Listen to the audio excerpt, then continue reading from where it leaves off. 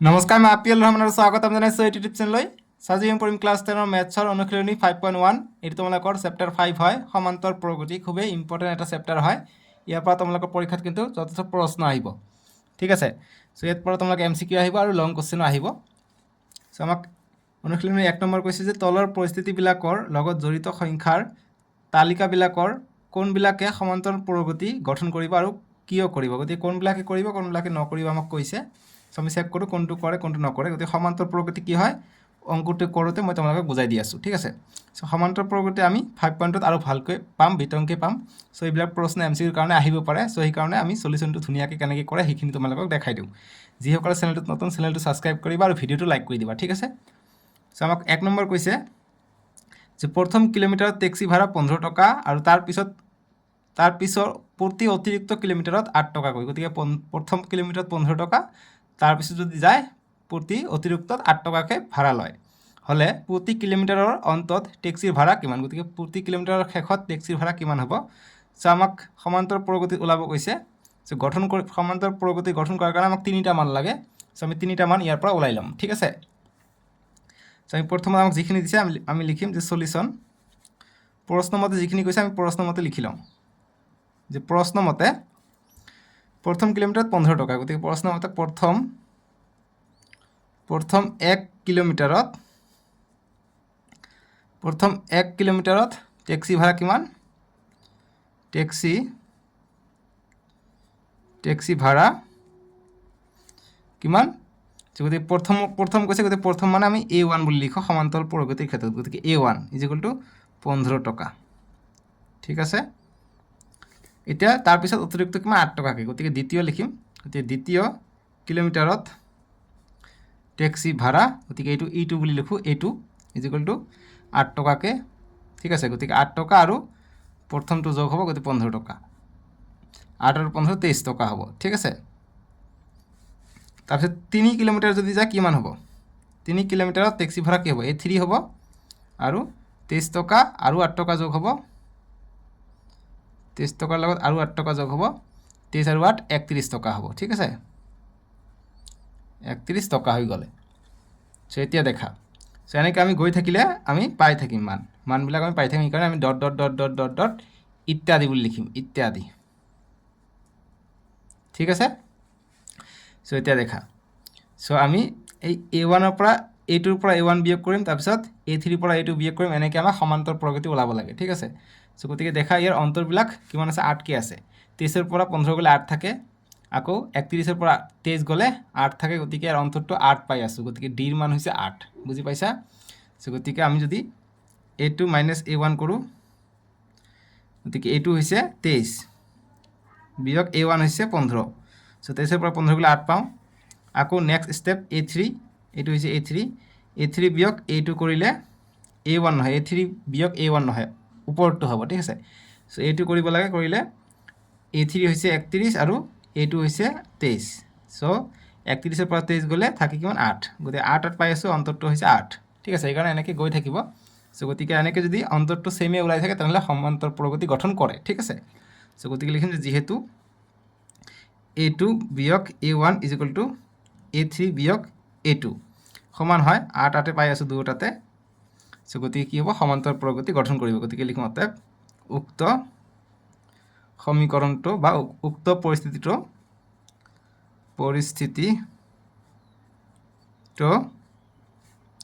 সমান্তৰ প্ৰগতি গঠন কৰিব, সমান্তৰ প্ৰগতি গঠন কৰিব, ঠিক আছে। বাছ এইখিনি আমাৰ হৈ যাব, ঠিক আছে। সমান্তৰ প্ৰগতি গঠন কৰিব বা গঠন কৰে, এইখিনি গ'ল আমাৰ 1 নম্বৰটোৰ চলিউশ্যন। ইমানখিনিয়ে। 2 নম্বৰটো আমাক দিছে,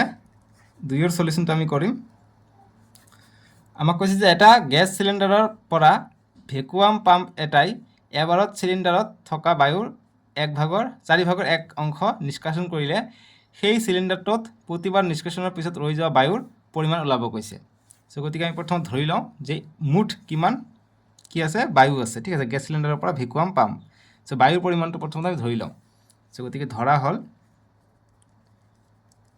হ'ল চিলিণ্ডাৰটোত সিলিণ্ডাৰটোত থকা বায়ুৰ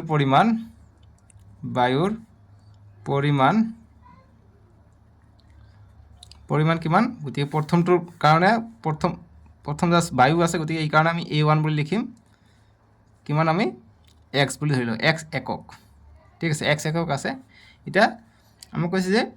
ভেকুৱাম পাম্প এটা দি এবাৰত সিলিণ্ডাৰত থকা 4/1 অংশ নিষ্কাশন কৰে গতিকে দ্বিতীয়বাৰ কি হ'ব গতি লিখিম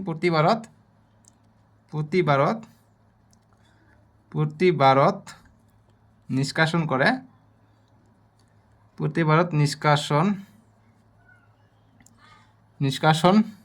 নিষ্কাশনৰ পিছত ৰৈ যোৱা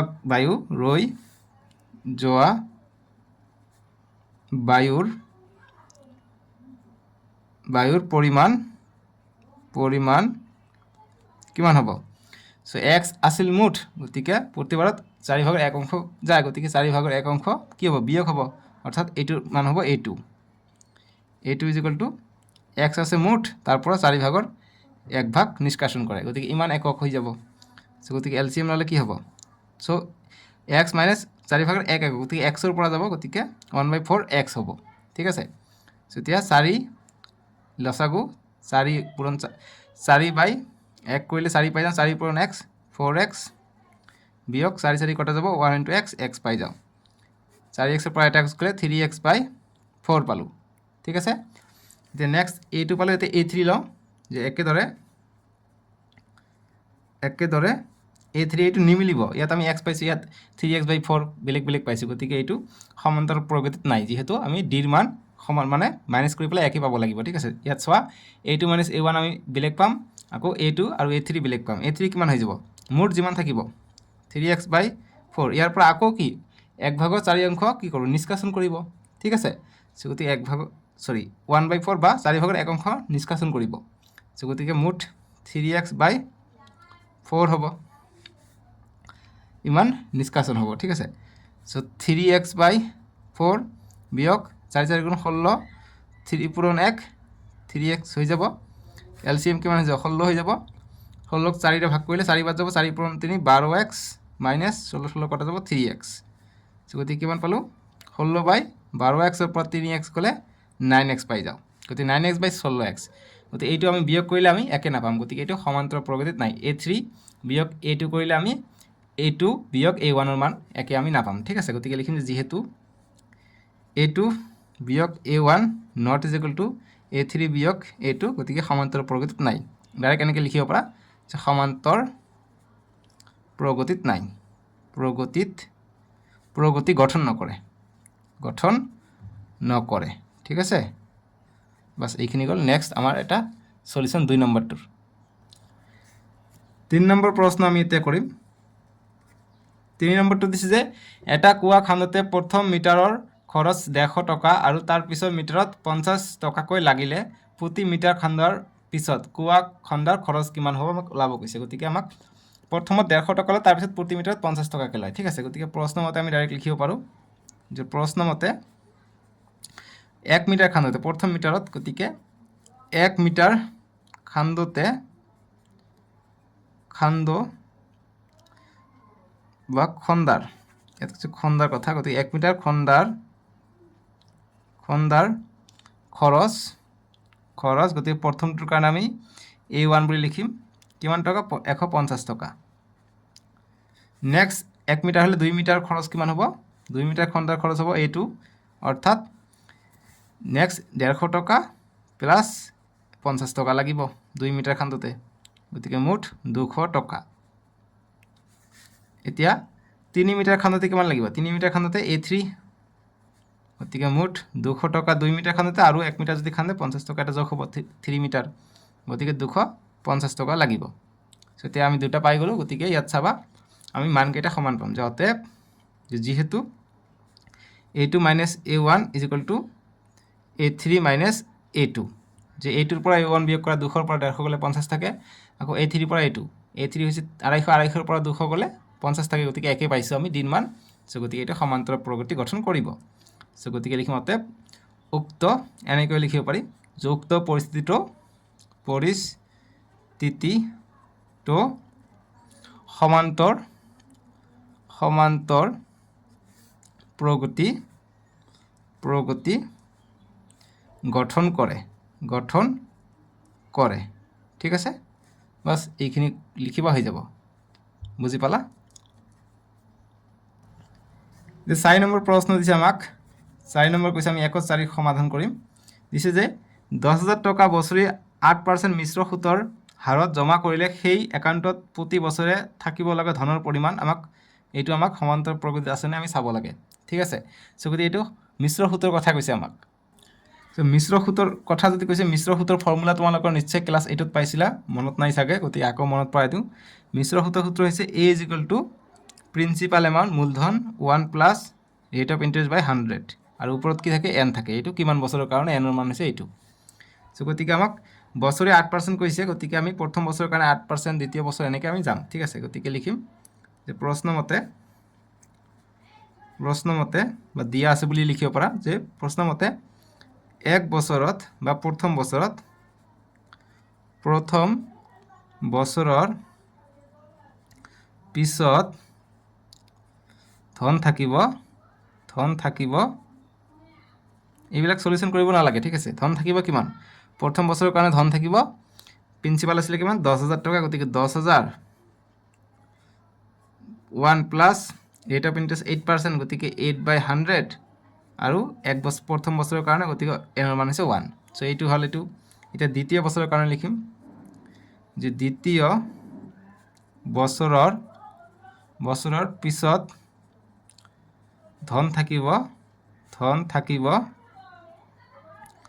ধন কিমান থাকিব দেখা সো সেম 10,000 1 প্লাস 8/100 ইয়াত থাকিব 2 বছৰৰ কাৰণে 2 হ'ব ইয়াত ঠিক আছে গতিকে এইটো আৰু এইটোৰ মান আমি বেলেগ এটা পাম এতিয়া তৃতীয় বছৰ অৰ্থাৎ a3 গতিকে এইটোৰ মান হৈছে a2 এইটোৰ মান হৈছে a1 ইয়াতো লিখিব পাৰি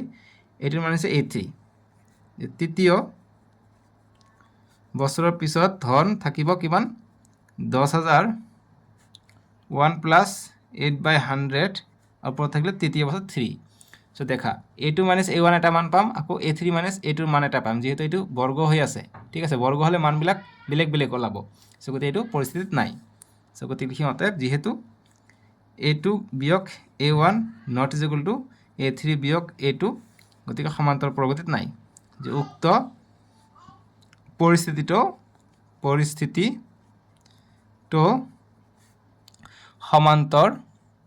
সমান্তৰ প্ৰগতিত নাই বা প্ৰগতি গঠন নকৰে ঠিক আছে এইখিনি লিখিবা হৈ যায় এনসাৰ বুঝি পাইছা এইটো গল আমাৰ 1 4 নম্বৰটো এতিয়া আমাক 2 নম্বৰ প্ৰশ্নবিলাক দিছে যে যদি প্ৰথম পদ a আৰু সাধাৰণ অন্তৰ d তলত দিয়া ধৰণৰ তেন্তে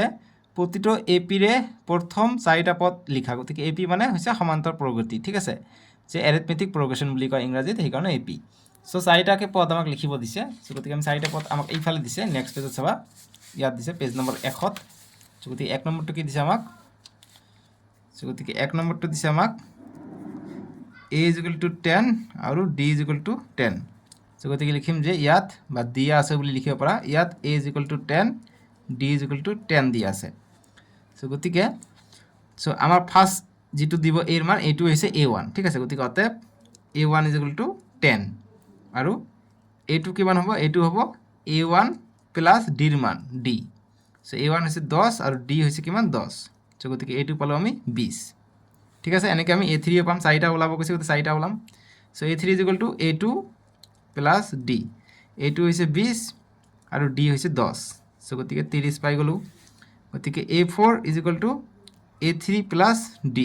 a3 হৈছে 30 আৰু d ৰ মান হৈছে 10 গতিকে 30 আৰু 10 40 পাই গলো সো আমি পদ 4টা পাই গলো ঠিক আছে গতিকে লিখিম অতএব প্ৰথম 4টা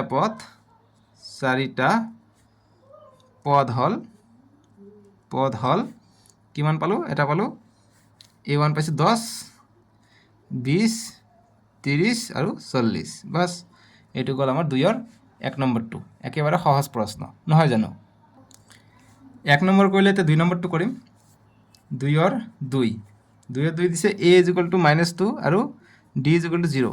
সো গতিকে লিখিম যে দিয়া আছে বা ইয়াত a = -2 আৰু d = 0 সো গতিকে আমি a1 কি হয় a1 টো a এর সমান হয়ে যায় প্ৰথমটোৰ সমান a1 = a = -2 a2 = a1 + d so a1 এর মান হইছে -2 আৰু d এর মান হইছে কিমান 0 + 0 গতিকে -2 এ পাই যাম একেদৰে a3 = -2 এ পাই যাম আৰু a4 = -2 এ পাই যাম যেহেতু d এর মান 0 গতিকে 0 থাকিব এইটো ঠিক আছে সো গতিকে আমি লিখিম অতএব প্রথম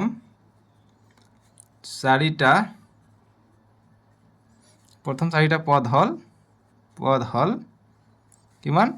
-2 -2 -2 -2 -2 আৰু -2 চাৰিটা -2 লিখিবা হৈ গ'ল এনসাৰ ঠিক আছে এইটো হল 2 ৰ 2 এটা 3 নম্বৰটো কৰিম 2 ৰ 3 নম্বৰ দিছে আমাক a = 4 d = -3 সো গতিকে আমি লিখিম যে ইয়াত a = 4 d = -3 সো গতিকে a1 টো কি হ'ব এর সমান হৈ যাব = 4 a2 = a1 + d a1 হৈছে 4 d এর মান হৈছে -3 সো 4 + -3 গতিকে 4 ৰ পৰা 3 গলে 1 নেক্সট a3 = কিমান পাম a2 + d a2 এর মান হৈছে 1 + d এর মান হৈছে -3 সো গতিকে 1 + -3 গতিকে -3 পৰা 1 গলে -2 থাকে আৰু a4 = a3 + d a3 মান হৈছে -2 আৰু d এর মান হৈছে -3 সো গতিকে প্লাস মাইনাস মাইনাস হ'ব ডাইরেক্ট বহাই দিও তো মাইনাস মাইনাস প্লাস হ'ব গতিকে -5 হ'ব চাৰিটা পদ পাই গলো ঠিক আছে গতিকে লিখিম অতএব প্ৰথম পদ চাৰিটা বা পদ চাৰিটা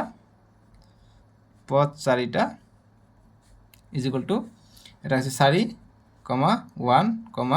-2, -5 বাস হয়ে গেল সলিউশন ঠিক আছে এতে 4 নম্বরটা দিছে আমাক 4 নম্বর 2 ৰ 4 a = -1 d = 1/2 সো গতিকে লিখিম যে ইয়াত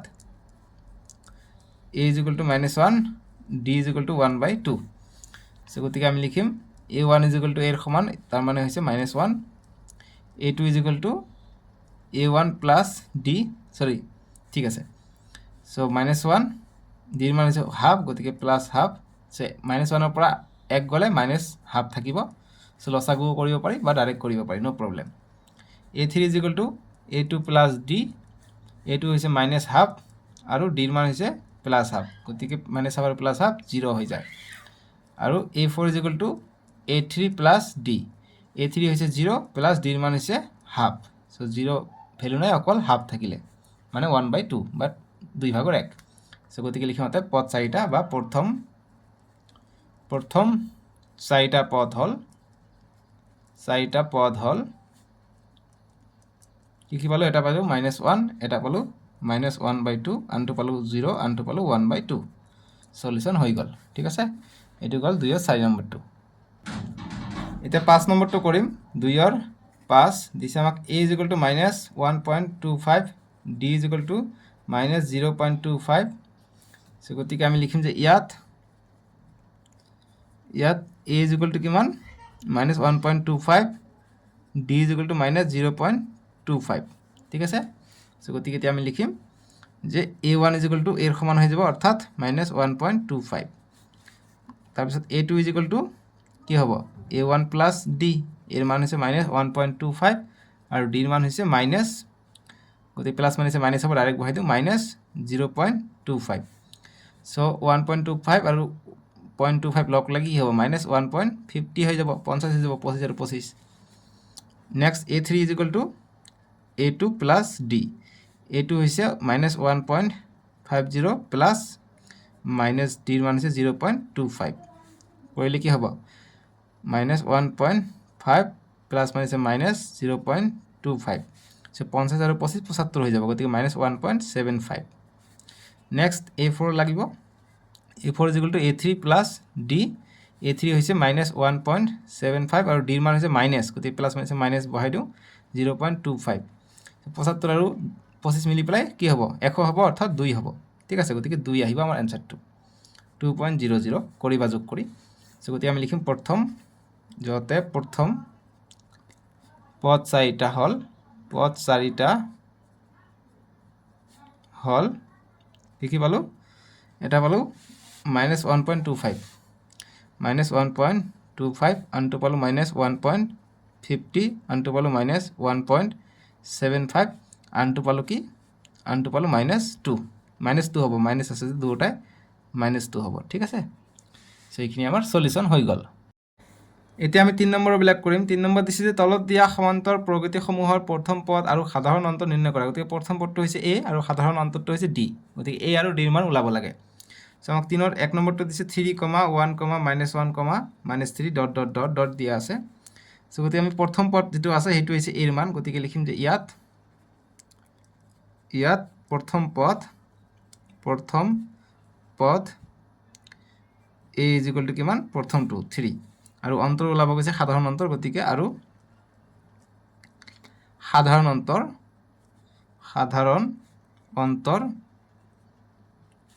অন্তৰ ইয়াক d ৰে খুচুৱা হয় সাধাৰণ অন্তৰ প্ৰথম পদৰ পৰা দ্বিতীয় পদ বিয়োগ কৰি দিলে হৈ যাব ঠিক আছে সৰি দ্বিতীয় পদৰ পৰা প্ৰথম পদ বিয়োগ অৰ্থাৎ a2 বিয়োগ a1 a2 হৈছে 1 মাইনাস a1 হৈছে 3 সো 1 ৰ পৰা -3 গলে -2 থাকিব আনসাৰটো বাস এইটি আমাৰ সলিউশন হৈ গল 1 ৰ 3 নম্বৰটো সৰি 3 ৰ 1 নম্বৰটো এতিয়া 3 ৰ 2 নম্বৰটো কৰিম 3 ৰ 2 নম্বৰটো কি দিছে -5 -1 3,7 এনেকৈ ডট ডট গৈছে সো গতিকে লিখিম ইয়াত জাস্ট প্ৰথম পদ আৰু সাধাৰণ অন্তৰ ওলাব দিছে সো ইয়াত প্ৰথম পদ a = কিমান পাই যাম -5 আৰু সাধাৰণ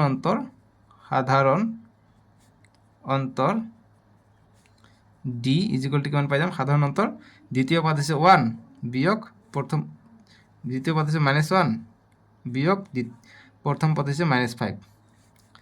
-1 মাইনাসে +5 গতিকে 5 পৰা 1 গলে 4 বাস হৈ গল সলিউশন বুজি পালা এতিয়া 3 নম্বৰটো দিছে আমাক 3 ৰ 3 দিছে 1/3, 5/3, 9/3, 13/3 এনেকৈ ডট ডট গৈছে সো গতিকে লিখিম ইয়াত প্রথম পদ অর্থাৎ a ইয়ার মান হব 1/3 এইটো হৈছে প্ৰথম পদ আৰু সাধাৰণ অন্তৰ আৰু সাধাৰণ অন্তৰ অর্থাৎ d = a2 হৈছে 5/3 বিয়োগ a1 হৈছে 1/3 কৰি দিয়া 3 3 আছে হৰত গতিকে লসাগু 3 3 3 কটা যায় 5 বিয়োগ 3 3 কটা গ'ল 1 থাকে এতিয়া 3 5 ৰ পৰা 1 গলে 4 গতিকে 4/3 পাই গলো বাস এইটো আমাৰ সলিউশন সাধাৰণ অন্তৰ হৈছে 4/3 ঠিক আছে এটা 4 নম্বৰটো কৰিম 4 নম্বৰ 3 ৰ 4 0.6, 1.7, 2.8, 3.9 ডট ডট ঠিক আছে সো ইয়াত প্ৰথম পদ a = কিমান হ'ব 0.6 আৰু সাধাৰণ অন্তৰ কৈছে গতিকে আৰু সাধাৰণ অন্তৰ d = কিমান হ'ব a2 অৰ্থাৎ 1.7 বিয়োগ 0.6 সো